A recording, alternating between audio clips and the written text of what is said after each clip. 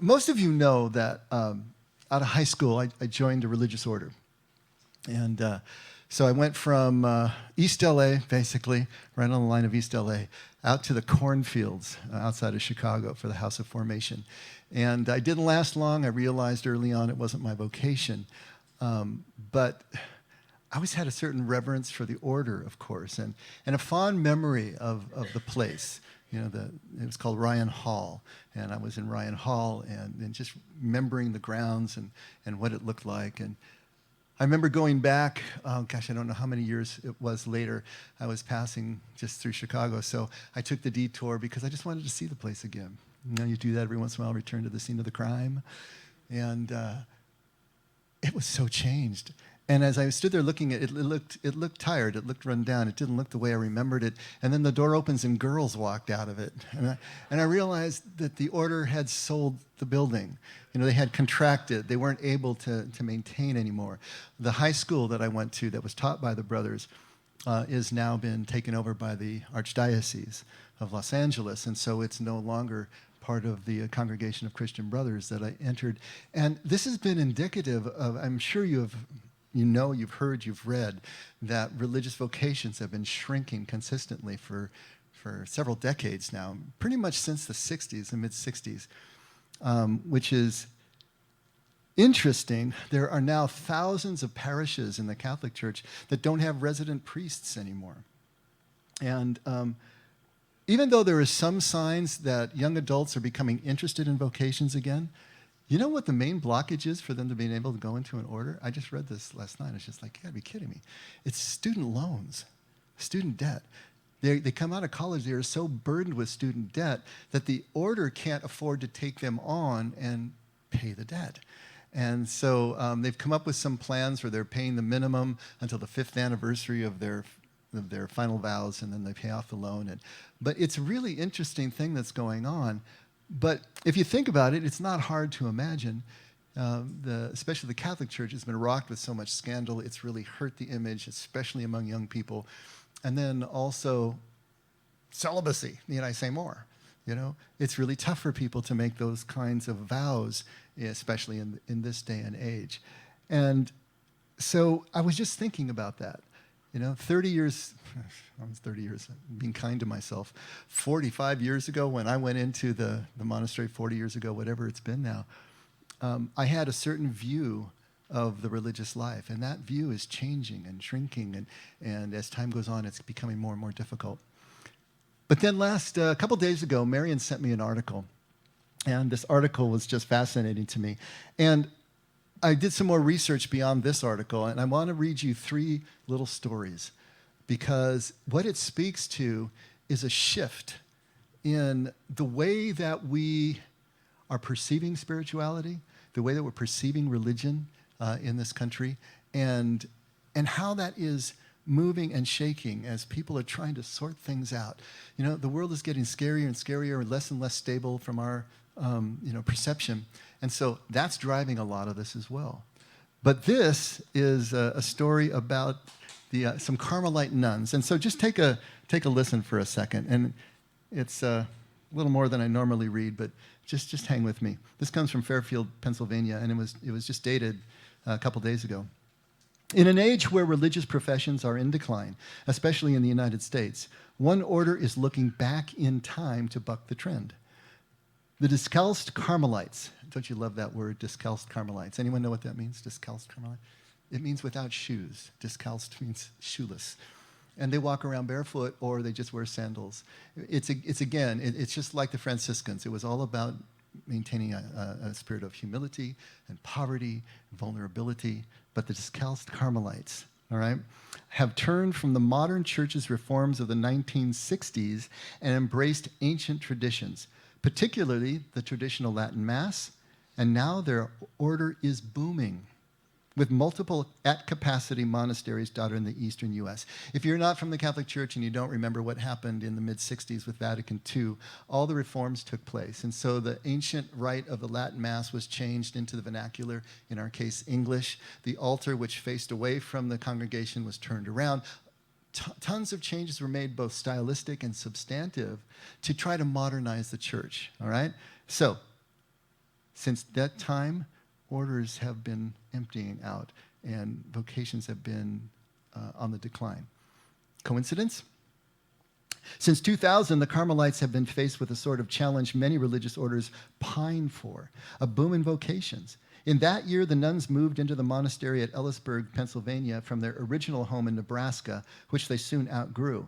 They were thus granted permission to take over another declining Carmelite monastery, the Carmel of St. Joseph and St. Anne in Philadelphia, and filled that one with vocations as well. So finally, with the community having overflowed its lodgings twice, the Carmelites received permission last summer to expand operations again, this time constructing a new monastery from the ground up. That's how the Carmel at Fairfield, still under construction but already in operation, was born. Women interested in a life with the cloistered Carmelites must meet a number of qualifications. Postulants, that's first year when you go in. Postulants need a high school education and to be in good health, coming in an age range of 17 to their late 20s, though Mother Stella Marie of Jesus, who heads the Fairfield Monastery, said that inquirers tend to be between 17 and 24. Currently, the monastery at Fairfield has 10 professed members, with more on the way from around the globe, including as far as Sweden. So these are really young girls. It's not the older, these are young girls. Now listen to this. This is what they're letting themselves in for. The cloistered nuns at the Carmel in Fairfield close themselves off from the world and devote the rest of their lives to strict silence, arduous labor, and prayer. Once they profess their vows, their faces may not be seen in photographs until after they die. When LifeSite News traveled to Pennsylvania to profile the monastery, Mother Stella gave her interview from behind a heavy grate, the same grate through which the Carmelites are permitted to speak to their family members a single time a year. I think the young women are drawn to beauty in the liturgy. They know that if God exists, if God is on our altars, if God is within the holy sacrifice of the Mass, then he needs to be worshipped as he deserves, with a beauty and reverence, she said, of what she thinks draws young women to the Carmelites in particular. They see that we have that here in our monastery, and they want to be a part of that. They also want something that is authentic, that goes back to the time of our Holy Mother, St. Teresa. So here's this boom in this one order at a time when Catholic numbers are falling across the board, both in the laity and then also in the clergy. And as I said, since Vatican II reforms, since everything was modernized, isn't it ironic that the ones that are booming are the ones that are going back to the future here and pulling in all the ancient rites and basically undoing a lot of the reforms that Vatican II did to try to make it accessible to the culture. And now the culture is rejecting that and wanting to, I just find this so fascinating. There's another monastery in upstate New York called New Skete. Skete was one of the original monastic orders in the deserts of Egypt back in the 3rd, 4th century. New Skete is an Orthodox community, and they basically did the same thing. They outgrew one place, another place, and then built their place that they're in now. And you may know these guys because they're famous for raising German Shepherds. And they've written books on the training of German Shepherds and the care of German Shepherds. So this monastic order has been able to survive a lot from that type. And they also make jelly that's supposed to be to die for and stuff. But I digress. The point is, they go back to the ancient rites of the Orthodox Church and do sort of the same thing. And the Orthodox Church is growing in America, which you wouldn't expect. And now converts. Normally people are just born into the church, right? And that's where they keep their numbers up. Or they marry into the church. But converts, including those who marry into the church, are now becoming a large percentage of their overall congregation, which is growing in the United States. So here's story number 2. Growing up a Southern Baptist in eastern Tennessee, Brent Gilbert says he never realized there were other ways to worship. He figured everyone knew the best church music was contemporary, right? He was sure that there was a 45-minute pastor's sermon at the heart of every Sunday service. I try to do a little better than that. And didn't all Christians agree that religious art, symbols, and rituals were relics of a less desirable past? Then he encountered the ancient faith that would change his life. In the formal liturgy, rituals, and language of the Greek Orthodox Church, he found a worship tradition so enriched by its direct link to the lives of Christ's original followers that it turns faith into an all-encompassing phenomenon, quote unquote, as he says. Gilbert is neither ethnically nor culturally Greek.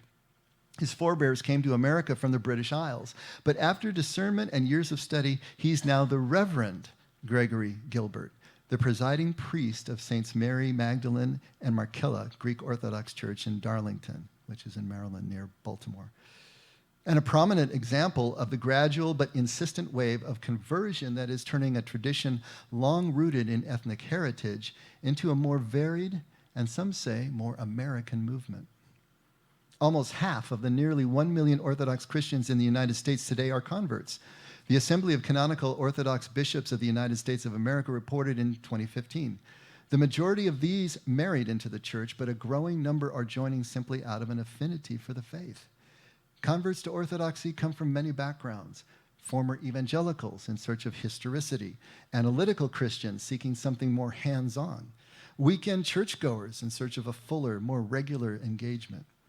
Gilbert says he has found a way of life that can be judged by its fruits. Americans have imbibed the idea that Christianity began about 500 years ago at the time of the Reformation. This is Gilbert talking. But that view overlooks 3/4 of the history of the church. The bearded 39-year-old says and laughs, "Orthodoxy is a well-worn spiritual path more than an institution, and we know it has been producing saints for 2,000 years." So I've witnessed this myself, over the last 20 years or so, especially when I was teaching at a Bible college. The young men there were talking about Orthodox churches. They were talking about some evangelical churches where the pastor had converted and tried to change the whole church into Orthodoxy, which was a disaster, as you can imagine, but that they were intrigued and attracted to a lot of these ancient rites, the ancient language. Eastern Orthodoxy has a concept that they call theosis. We've talked about it in here before, but it is the process of becoming more and more godlike. In fact, it literally means divination. But they understand it not as becoming God, but becoming more and more godlike in the way that Jesus talked about, I and the Father are one. You don't need to see the Father. You've seen me. It was the same idea that there is a becoming. There is this process. The Western Church calls it sanctification, but they take it to another level. It becomes a real part of their spiritual formation. And they have a different take on theology, too. Where in the West, we tend to see theology as making definitive and absolute statements about God's nature, the East takes a much more open-handed view, where theology is simply there to limit error. It shows you where the guardrails are, beyond which you're really going to fall off into abusive behavior. But here, in this playing field, this is up to you. Find your faith. Find what you're convinced of. These kinds of differences from the ancient rituals and rites, from those roots going down deep to these ideas about what it means to be a follower of Christ, are attracting people. They see here an actual pathway, an affirmative becoming action that they can take, and not just more of a passive sense of salvation. If we believe right, if we obey right, that we are going to be saved sometime in the future. It all becomes very immediate in these other faiths. Many evangelicals are gravitating also toward the contemplative and the mystical, which is that direct experience of God's presence. Even without leaving their churches, they're starting to experiment more with contemplative practice, which is, of course, our bread and butter here, right? But evangelicals are starting to experiment with it. And boy, is that blowing up the old guard. Now, just put into Google, evangelicals leaning toward mysticism or something and see what comes up. It is vicious because they're just, the take on mysticism for so long has been that it's a cult and it's evil and it's demonic and all this. And so now more and more of a percentage of evangelicals are starting to turn to it. I remember, we started the effect actually at Capitol Beach Church when Chuck Smith Jr. was still head pastor over there. And I remember, he would hit a series of mission trips over to Russia and just became completely enamored of the Eastern or the Russian Orthodox Church. And he came back and he posted large icons. You know what icons are? The ancient images of Jesus and Mary and saints and whatnot. And he posted them in the sanctuary. And he started doing benedictions at the end of his services, which included the sign of the cross. And that just bent people's minds sideways. You can imagine. But he had that same desire to connect with something that had deeper roots than anything that we typically experience here, especially with the 500 years since the Reformation and even shallower roots here in this country. He was looking for that deeper connection, and he tried to bring it to his church. And it was basically a countdown to him stepping down from that church, and that's what happened. But he continues on with his tradition, and it's a beautiful thing to see. But it's so interesting what's going on here. And the third story has to do with millennials. Now, these are the young folks around us, the early 20s to early 30s. And they are turning more and more to contemplative and mystical type practice. Sometimes not in a church setting at all. But listen to this last story. Anthony, I should have thought through this name. Graffagnino, I think you would say. Anthony Graffagnino describes himself spiritually as both frustrated and curious. A Pentecostal turned Unitarian. Now there you go. A Pentecostal turned Unitarian. The 28-year-old Graffagnino said he has had his fill with stale and dead expressions of faith that I saw really doing nothing to better the people around me or the world around me. Discovering the Christian mystical tradition through the work of Franciscan friar Richard Rohr helped change that. Father Richard's work allowed an entryway into Christianity when I didn't think there was any, said Graffagnino, who is studying to be an interfaith chaplain at Starr King School for the Ministry, a Unitarian Universalist seminary in Berkeley, California. That's a mouthful. And you can imagine, Steve knows what that's going to look like.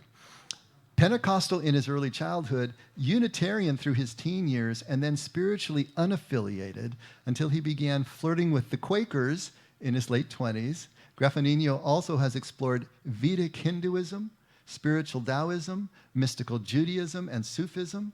Rohr's work has been a bridge between those spiritual traditions and his native Christianity, where they have found a resting place in my own backyard, he said. Well, many younger Americans today are spiritually unaffiliated, also known as the nuns. Have you heard that before? That's N-O-N-E-S, not nuns. The nuns. In other words, they would check the box nun in terms of religious affiliation. A quarter of all adults under the age of 30 in the United States say they don't identify with any religion or spiritual tradition, according to the Pew Center for Religion and Public Life. Millennials are increasingly finding contemplative spirituality appealing. One of my publishers, this is Richard Rohr talking, one of my publishers says younger Christians are my biggest demographic. Now this is Richard Rohr, who's 76 years old, but the publisher's saying that the biggest demographic, one of the publishers saying, are younger Christians. Not Catholics, but post-evangelicals. Now, isn't that interesting? Rohr said, whether it's in the stillness of silent meditation, walking a labyrinth, or centering prayer, the practice of engaging with Scripture through Lectio Divina, the Ignatian tradition's daily examen, or a combination of Buddhist mindfulness, Kundalini breathwork, and Taizé prayer, many young adults are happy, to borrow a line from Van Morrison, to sail into the mystic. Now, this is fascinating to me because this young man's journey is so similar to mine. Now, 30 years ago, when I was in my early 30s, I had been out of any church affiliation for probably close to 15 years. And the last affiliation I had was a Catholic church in the monastery. When I left the monastery, I effectively left the Catholic church, not on purpose, really. It was just it just didn't seem relevant. And the 20s were all about music, and trying to write songs and do that.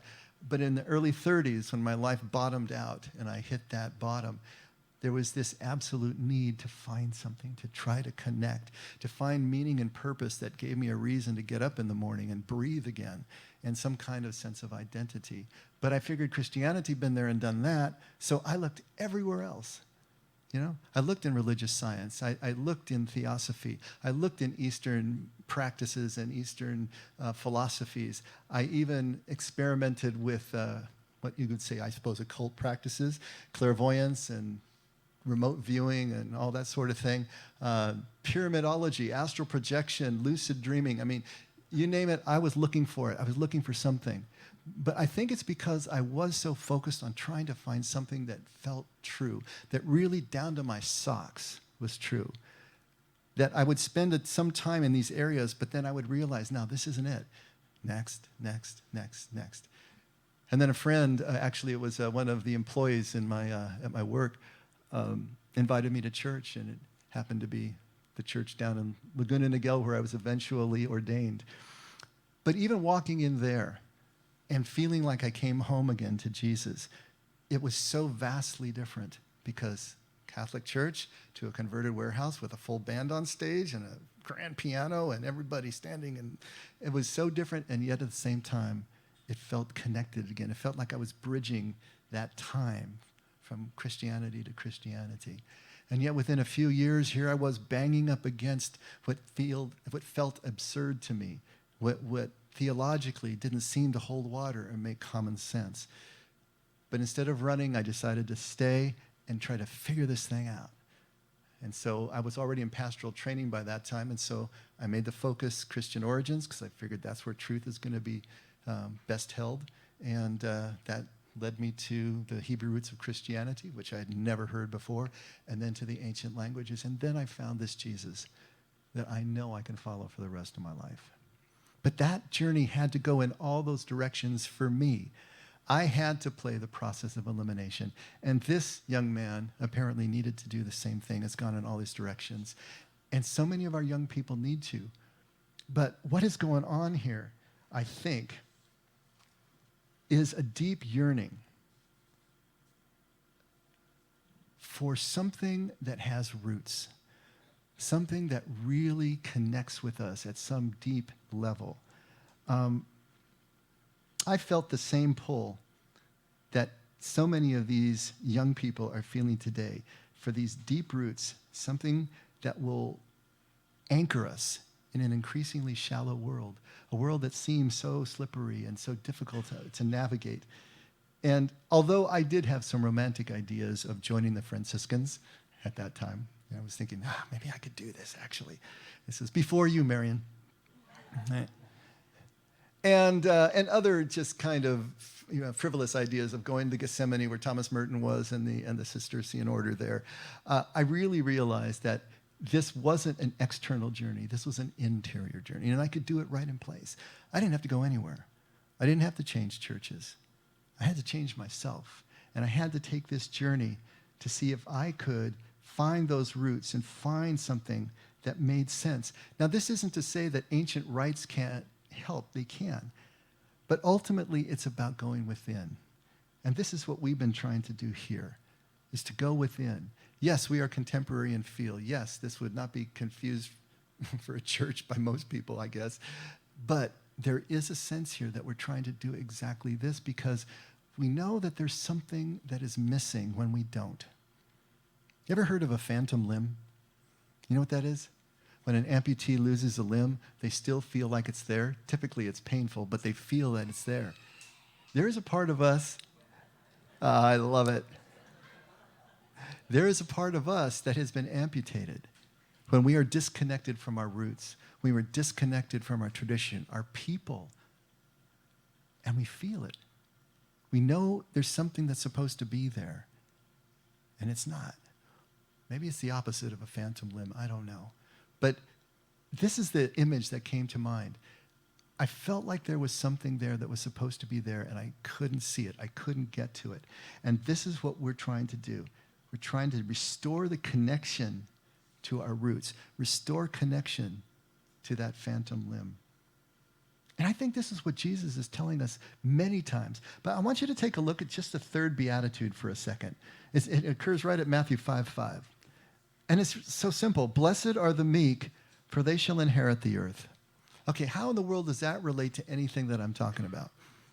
because in English we don't get the real meaning of what's going on here. There are two operative word or phrases there. The first is the word that's translated as meek, and the other one is inherit the earth. If we can put those into proper perspective, I think it's going to start to show us something different. The Aramaic word there for meek is makika. And it means gentle, it means meek, it means humble, it can mean a lot of things. But when we get into the roots of it and the imagery that's there from a Semitic point of view and what it's really pointing toward is someone who has softened what is unnaturally rigid or hard inside.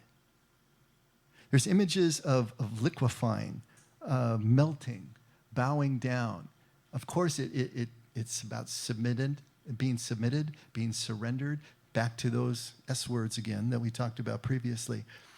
But that idea of melting inside, that idea of liquefying all the hard places, the hard attitudes, the arrogance, the need for dominance, all those things inside, to have them just melt away and bow down and be in the kind of relationship that Jesus is talking about.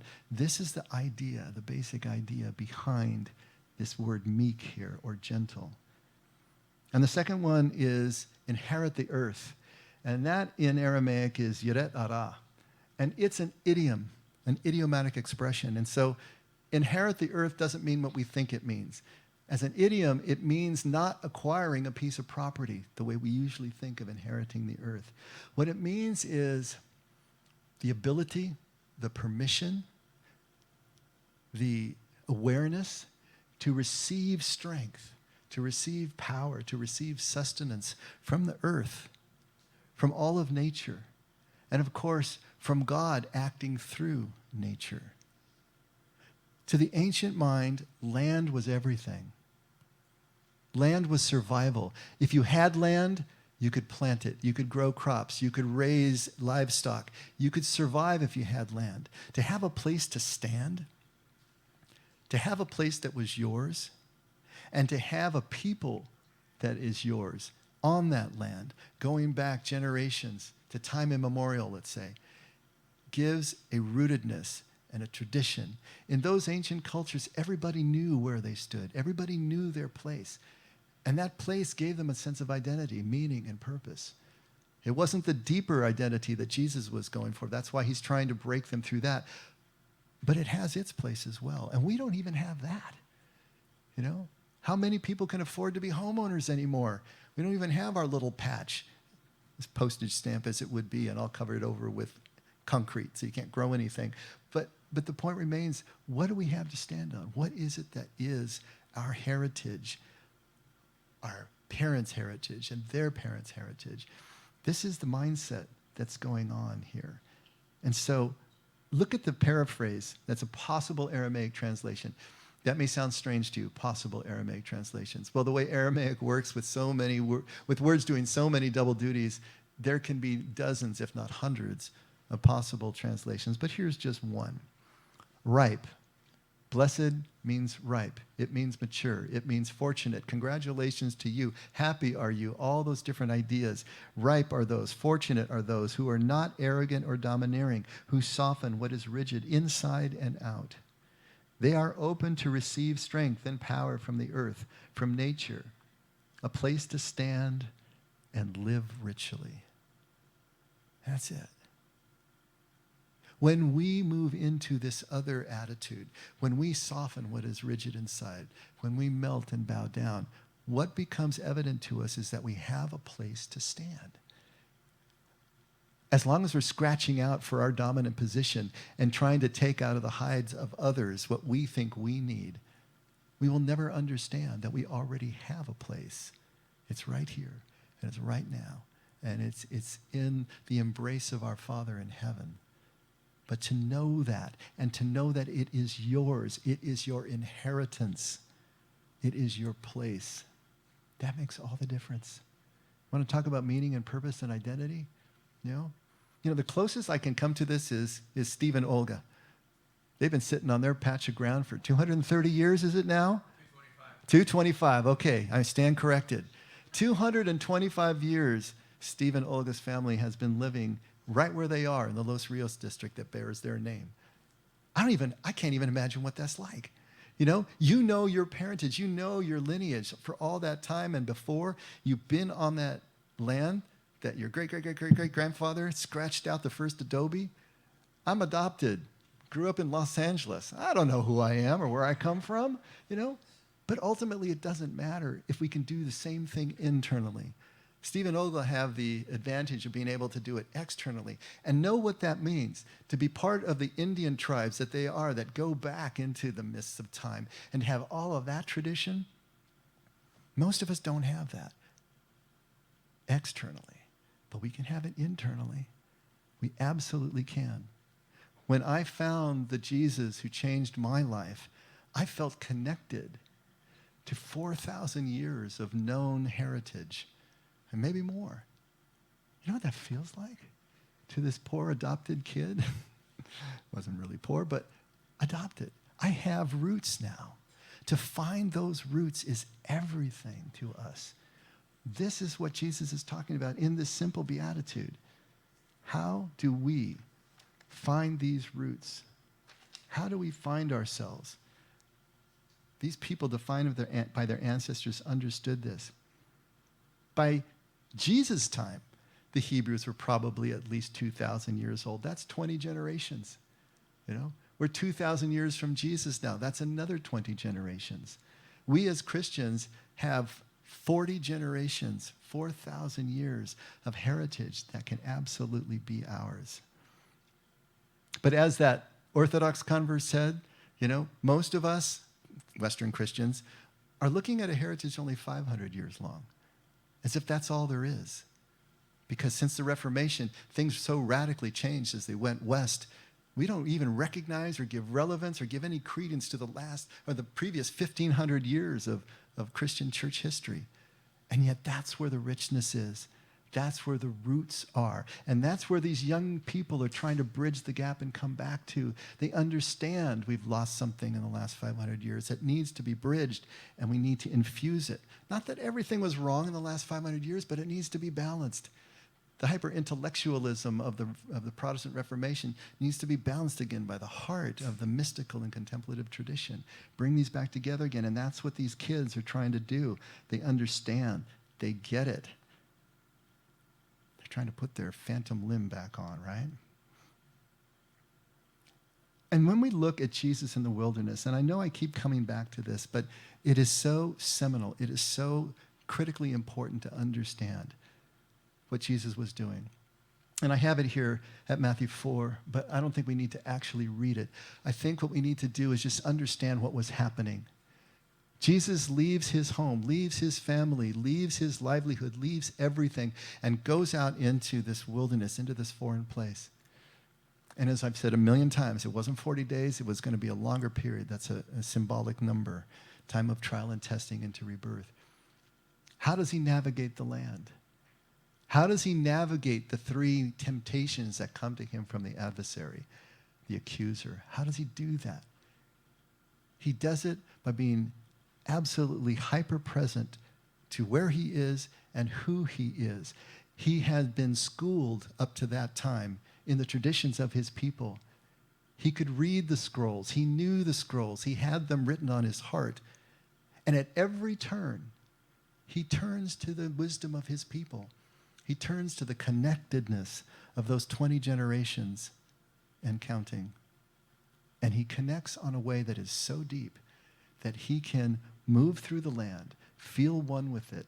He can move through and transcend all of the human obsessions and compulsions that even he had to move through and overcome in his life. Because Scripture tells us he did everything that we had to do as a human being.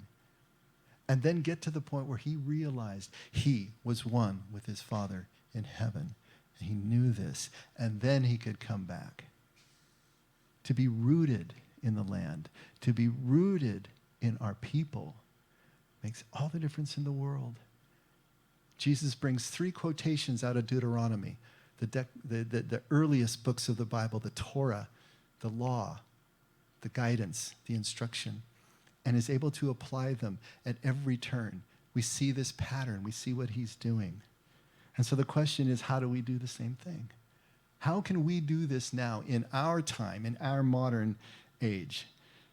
Do we have to go learn how to speak Latin and Greek and Hebrew and Aramaic? And of course not. The answer is, that wouldn't be a bad thing to do. That can be a beautiful thing to do.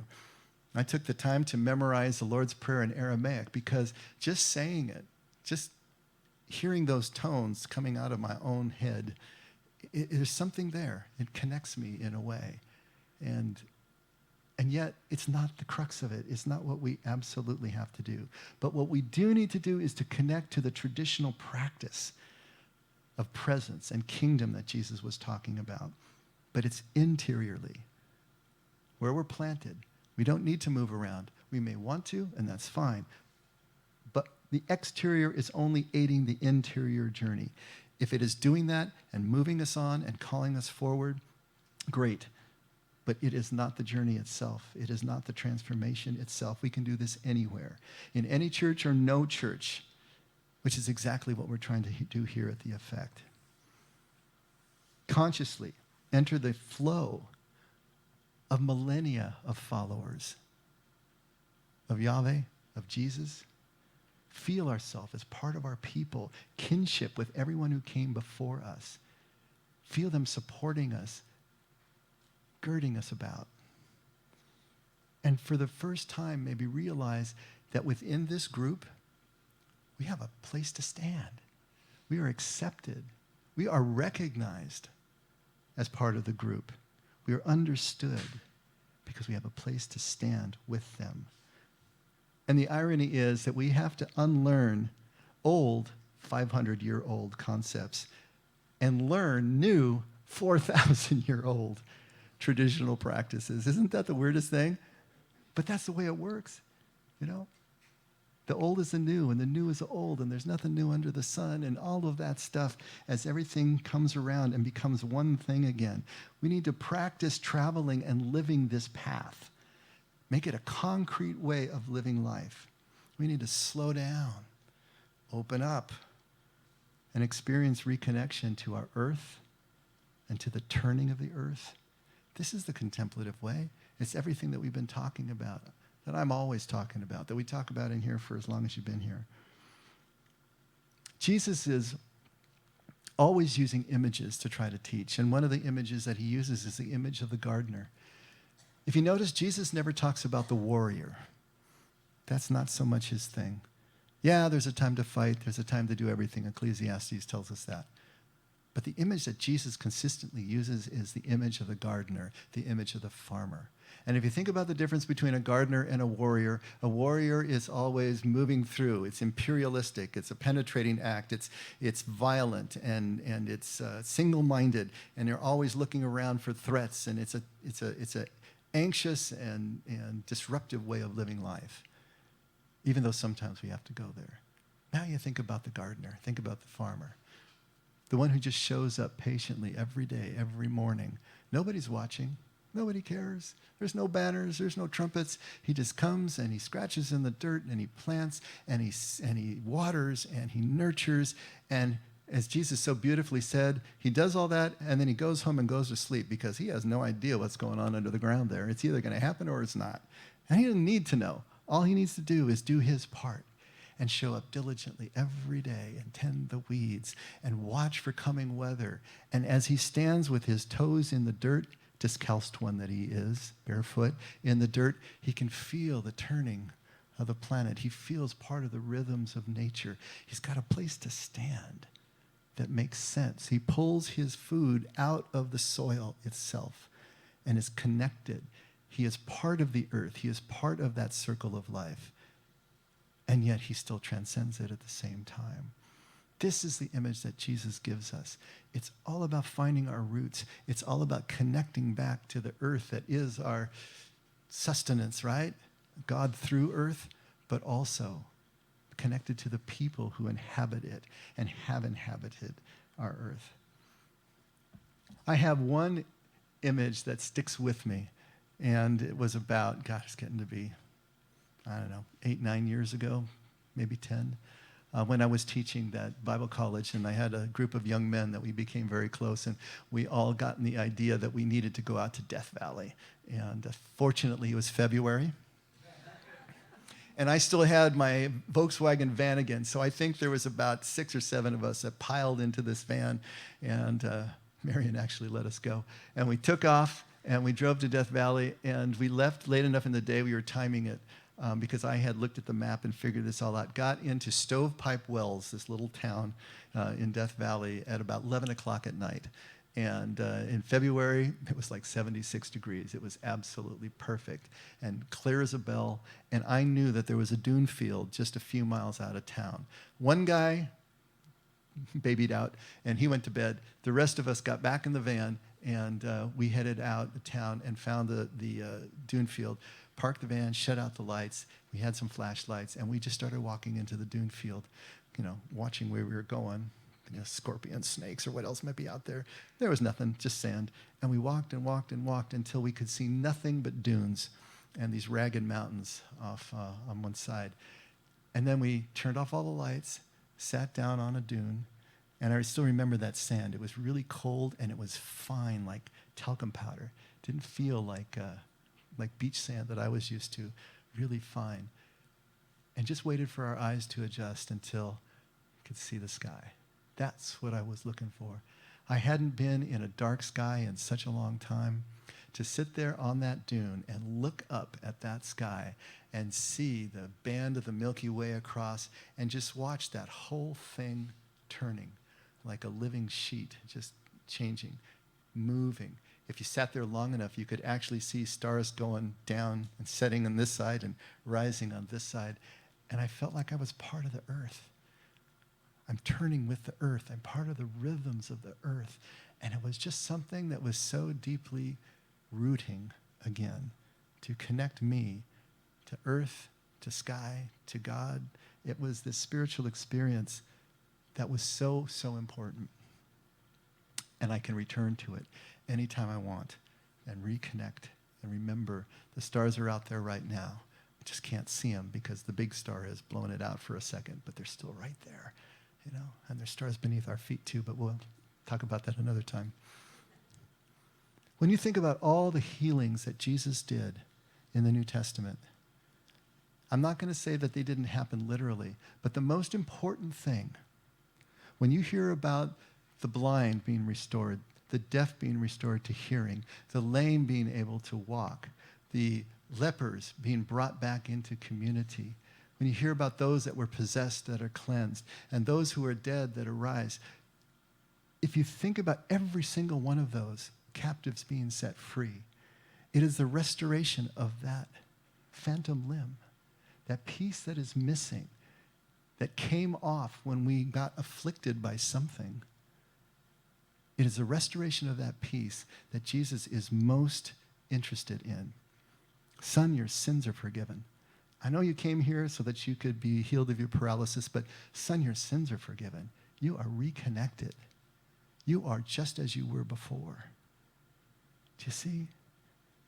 This is everything that Jesus is about, to heal us, to restore us to wholeness so that we know that we have a place to stand and we know that we are rooted and connected to everyone who's gone before, everyone who's here now, and God always in the midst. Whatever it takes for us to have that desire, not to change churches necessarily, but to take that interior journey, to heed the call that is telling you there is something deeper, that there is something missing, there is a disconnect still deep in your spirit, and to move to find the healing that Jesus offers, that's what this journey is about. And that's what we're about to try to help. I know we don't do altar calls here, and there's a reason for that. The reason is we don't want to imply that a string of syllables saves you. But I'll tell you what, if there's anyone here who wants to make a deeper journey, come see us. Come see me. Come see Frank. Come see Marion. Talk to somebody, because we will bend over backwards and carve time out and do whatever we need to do because people did that for me, and it made all the difference. I still remember Father Erskine's name, a priest in an American Catholic church that I saw exactly once in my life. And I still remember his name and all that he did for me by taking me to a Catholic bookstore and introducing me to Thomas Burton and Brennan Manning and Henry Nouwen at a time when I couldn't pull my head out to save my life. We will do that. Absolutely. Find someone. Find a way to go deeper. Come see us and go deeper. And God bless that desire, and God bless that sense of a phantom limb that keeps us wanting wholeness, seeking wholeness, and stopping at nothing until we find the truth that really makes us free. Let's pray. Father, wow, there is so much stuff going on around us. Help us as we even pay attention to all the external stuff, that it still forms a pattern, makes a kind of sense that reinforces to us what we're here for, what it is that we're really doing. Help us not to get too frustrated or fearful or angry, but see in the trends and the changing of the guard here and of our lives and our world around us, that you are still here in the midst, you're still in control, and that we can hitch ourselves to your power and your sustenance and your strength. And in that, become strong and able to move where we need to move. Keep the desires stoked in us, Lord. Don't let us get lukewarm. That we want that wholeness. We want that fullness. We want a double portion of anything we think we want now. That will take us everywhere in your direction. And thank you for loving us and providing for us, Lord. Never let us forget. All of this is only possible because you did it first. And we pray this in Jesus' name. Amen. Let's all stand.